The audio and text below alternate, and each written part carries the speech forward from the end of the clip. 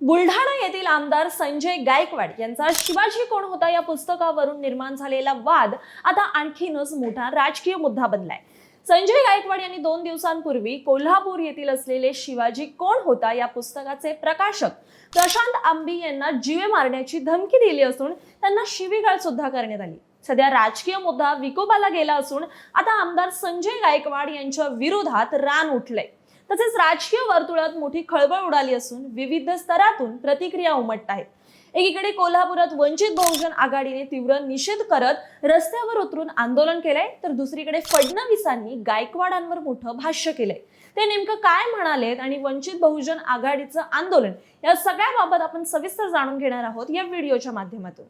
संजय गायकवाड प्रकरणामुळे आता राजकीय वाद हा आणखीनच तीव्र झालाय। विरोधकांनी यावर जोरदार आक्षेप घेतला असून आमदारांच्या वागणुकीवर प्रश्न उपस्थित केले जात आहेत।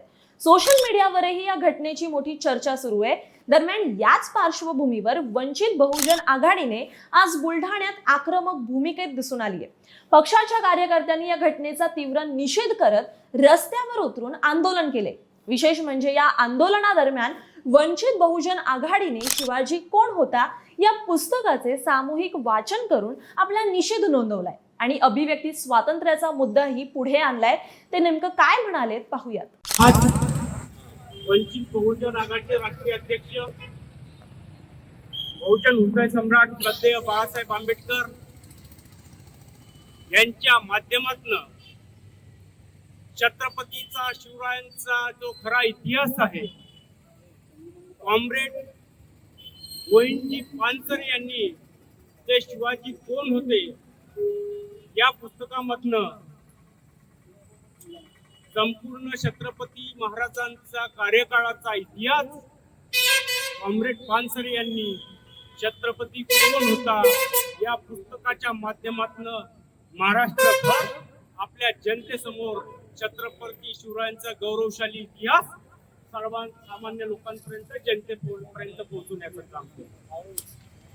हे करत असताना छत्रपती शिवाजी महाराजांचा अनादर करणारे मनुवादी वृत्तीचे RSS विचाराधीन लोक छत्रपती शिवाजी महाराजांचा एका प्रकारे अवमान करत आहे आणि अवमान करत असताना त्यासोबतच छत्रपती शासन ज्या वेळेस छत्रपती शिवाजी राजांनी महिलांविषयी कार्य केलेलं आहे, उल्लेखनीय कार्य केलेलं आहे, रयतेचे राजे म्हणून त्यांना संबोधित होते आणि रयतेतला प्रत्येक व्यक्ती हे राज्य आपलं आहे या भावनेने छत्रपती शिवाजी महाराजांसोबत उभे होते। त्या माध्यमातून छत्रपती शिवरायांचा गौरवशाली इतिहास कॉम्रेड पानसरे यांनी या पुस्तकामध्ये केलेला आहे।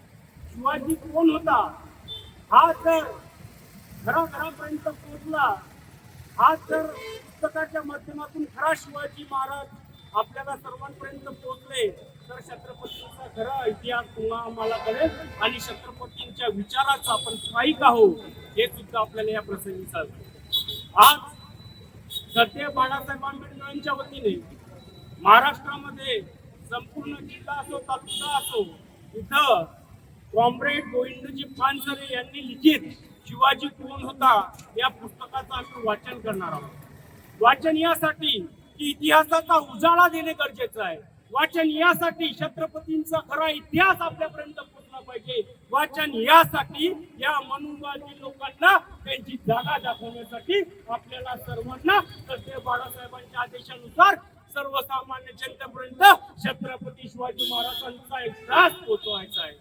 कॉम्रेड पानसरेजी यांनी या पुस्तकाचं प्रकाशन 11 एप्रिल रोजी 1998 रोजी केलेलं आहे। आज 1988 मध्ये केलेलं आहे। त्याच माध्यमातून आज 38 वर्ष या पुस्तकाला प्रकाशित होऊन झालेले आहे। दुसरीकडे या प्रकरणाबाबत मुख्यमंत्री फडणवीसांना विचारले असता त्यांनी प्रतिक्रिया देताना अतिशय महत्त्वाचं भाष्य केले। माध्यमांशी बोलताना ते म्हणाले की एक तर गोष्टी समजून घेतल्या पाहिजेत, त्या समजून न घेता आपण जेव्हा साकांड तांडव करतो त्यावेळेस ते योग्य होत नाही। छत्रपती शिवाजी महाराजांच्या बद्दल प्रत्येकाच्या मनात आदर आहे। आता हे पुस्तक छापूनही 40 वर्ष झाली, तर 40 वर्षानंतर अशा पद्धतीनं एखादा इश्यू तयार करणं हे कितपत योग्य आहे याचा विचार केला पाहिजे. आणि विशेषतः अशा पद्धतीनं शिवराळ भाषा वापरणं हे काही मला योग्य वाटत नाही. मला असं वाटतं की निश्चितपणे माननीय उपमुख्यमंत्री एकनाथरावजी शिंदे साहेब त्यांना योग्य ती समज देतील. आता राजकीय स्तरावरील प्रतिक्रिया पाहता सर्वात मोठा प्रश्न असा आहे की एकनाथ शिंदे हे या प्रकरणात नेमकी काय भूमिका घेणार आहेत.